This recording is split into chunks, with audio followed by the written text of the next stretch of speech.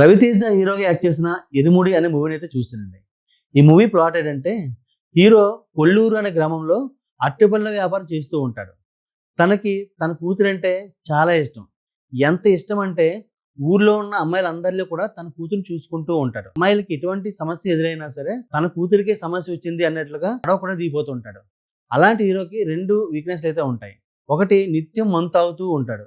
అలాగే రెండోది ఏంటంటే ప్రతి సంవత్సరం కూడా 41 రోజులు అయ్యప్ప స్వామి మాల ధరిస్తూ ఉంటాడు. ఒక సంవత్సరం అయ్యప్ప మాల ధరించినప్పుడు ఎలాంటి సమస్యలు ఎదురయ్యాయి, అప్పుడు తన లైఫ్ ఎలాంటి మలుపు తీసుకుంది అన్నది ఈ సినిమా స్టోరీ. ఇక ఈ సినిమా పాజిటివ్ విషయానికి వస్తే మాత్రం ఈ సినిమాలో యాక్ట్ చేసిన హీరో, హీరోయిన్, అలాగే సాయి కుమార్ గారు, అలాగే చైల్డ్ ఆర్టిస్ట్ గా యాక్ట్ చేసిన అమ్మాయి, వీళ్ళందరూ కూడా చాలా బాగా పెర్ఫార్మ్ చేశారు. అలాగే ఈ సినిమా డైరెక్టర్ శివ నిర్వాణి గారు సెంటిమెంట్ అవనివ్వండి, థ్రిల్లింగ్ ఎలిమెంట్స్ అవనివ్వండి, అలాగే సస్పెన్స్ అవనివ్వండి, చాలా బాగా ఎలివేట్ చేశారని చెప్పచ్చు. ఒక తండ్రి కూతుర్ని ఎలా పెంచాలని హీరో చెప్పే సీన్స్ ఉంటాయండి.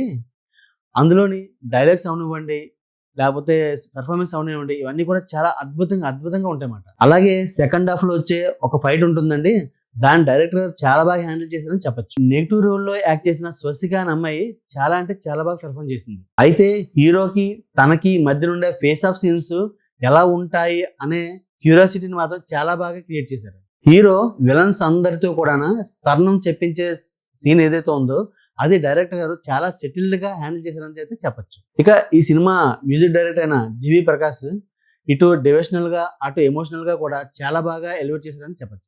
ఇక ఈ సినిమా నెగిటివ్ విషయానికి వస్తే ఫస్ట్ హాఫ్ ని అద్భుతంగా తెరకెక్కించిన డైరెక్టర్ సెకండ్ హాఫ్ ను కూడా అంతే ఇంట్రెస్టింగ్ గా స్టార్ట్ చేసిన సీన్ కి అలా ఇంట్రెస్ట్ తగ్గిపోతూ వచ్చిందని చెప్పచ్చు. అలాగే ఈ సినిమాలో ట్విస్ట్ ను రివీల్ చేసే విధానం బాగున్నప్పటికీ తర్వాత అంతా కూడా రొటీన్ గా మారిపోతుంది. సినిమా ఓపెనింగ్ లోనే ఒక మెసేజ్ ఉండబోతుందనే హింట్ ఇచ్చిన డైరెక్టర్ ఇంటర్వెల్ కి వేరే పాయింట్ డైవర్ట్ చేసి మళ్ళీ క్లైమాక్స్ లో ఆ పాయింట్ తీసుకొచ్చి అది కన్వే చేయడం వల్ల మనకు కొంచెం డిస్కనెక్ట్ అయ్యామన్న ఫీల్ అయితే కలుగుతుంది. డైరెక్టర్ ఎమోషన్ ని పండించే ప్రాసెస్ లో లాజిక్ మిస్ అయిపోయారేమో అని అయితే నాకు అనిపించింది. ఫస్ట్ హాఫ్ లో స్వస్తికకి మంచి ఇంపాక్ట్ ఉన్న సీన్స్ రాసిన డైరెక్టర్ సెకండ్ హాఫ్ లో తనకి స్కోప్ లేకుండా చేసేసారు. ప్రీ క్లైమాక్స్ లో ఎమోషన్ పండించడం కోసం సినిమాని బాగా ల్యాక్ చేశారన్న ఫీల్ అయితే నాకు కలిగిందండి. ఓవరాల్ గా చెప్పాలంటే ఈ సినిమా రవితేజకి సాలిడ్ కంబ్యాక్ ఇచ్చిందని అయితే చెప్పచ్చు. ఫైనల్ గా నేను చెప్పదలుచుకున్నది ఏంటంటే ఈ సినిమాలో చిన్న మిస్టేక్స్ ఉన్నప్పటికీ హ్యాపీగా ఫ్యామిలీతో కలిసి ఈ సినిమా థియేటర్లో చూడొచ్చు. ఈ సినిమాకి షోగాడ్ ఇచ్చే రేటింగ్ 3/5. మరెన్నో ఇలాంటి రివ్యూస్ కోసం సబ్స్క్రైబ్ టు షోగాడ్ ఛానల్.